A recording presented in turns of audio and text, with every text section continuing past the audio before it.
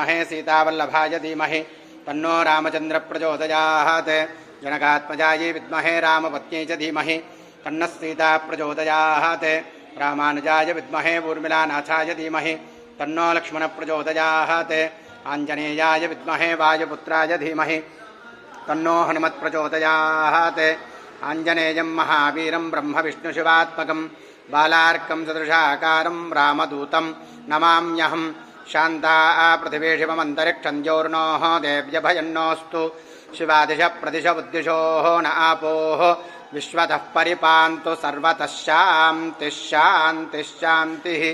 श्रीप्रसन्नाञ्जनेयस्वामिने नमः। यदाशक्त्या पूजां समर्पयामि अथाष्टोत्तरशतनामार्चनं करिष्ये।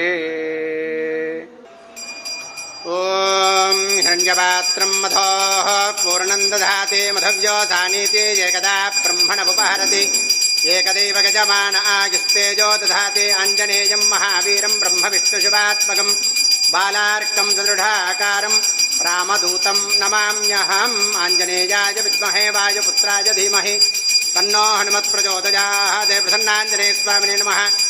कर्पूरनीराजनं सन्दर्शयामि नीराजनानन्तरमाचमनीयं समर्पयामि रक्षां धारयामि नमस्कारोमि। जय बोलो सीता रामचंद्र भगवान की जय बोलो प्रसन्नाञ्जनेय स्वामी की पवन सुत हनुमान की जय। सर्वेषां यजमानानां श्री प्रसन्नाञ्जनेय देवतानुग्रह प्रसादेन संपूर्ण आरोग्याभिवृद्धिरस्तु तदास्तु।